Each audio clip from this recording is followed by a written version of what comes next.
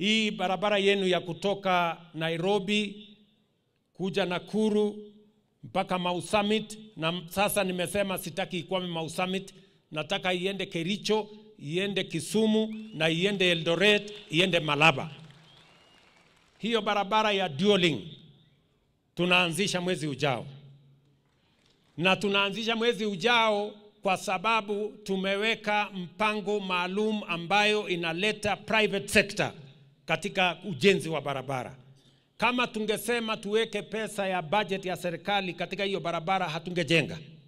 Kwa hivyo, we have to think outside the box if we have to build enough roads in the Republic of Kenya.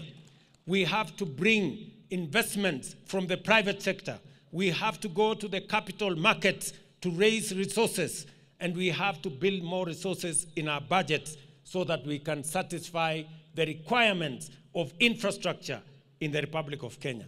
Kwa hivyo, mimi nataka niwaeleze vijana, niwaeleze wazee, niwaeleze wananchi wa Nakuru ya kwamba ni kweli tunahitaji hizi barabara, na ndio sababu hii barabara hatuwezi kujenga vile tumekuwa tukijenga barabara. Itachukua sisi, Yesu atarudi kabla hatujamaliza hizi barabara.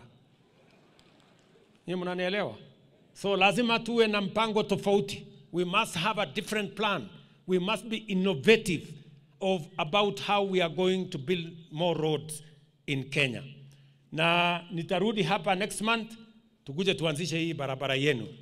Na hiyo barabara itakuwa leni 4 kutoka kule Nairobi kupitia hiyo barabara ya juu, na leni 4 kupitia barabara ya Mai Mahiu, itakutana pale Naivasha. Alafu sasa itakuwa leni 6 kutoka Naivasha mpaka Nakuru hapa. Kwa sababu tumeona leni 2 tukiweka hata dual carriage itajaa ndani ya mwaka 5. That's why we are expanding it so that we have a 6-lane road, ili tuhakikisha kwamba wale wanaenda Malaba wafike haraka, wale wanaenda Nakuru, wale wanaenda na Eldoret, wale wanaenda Kericho, wale wanaenda mpaka Uganda, tuweze kukamilisha hayo maneno.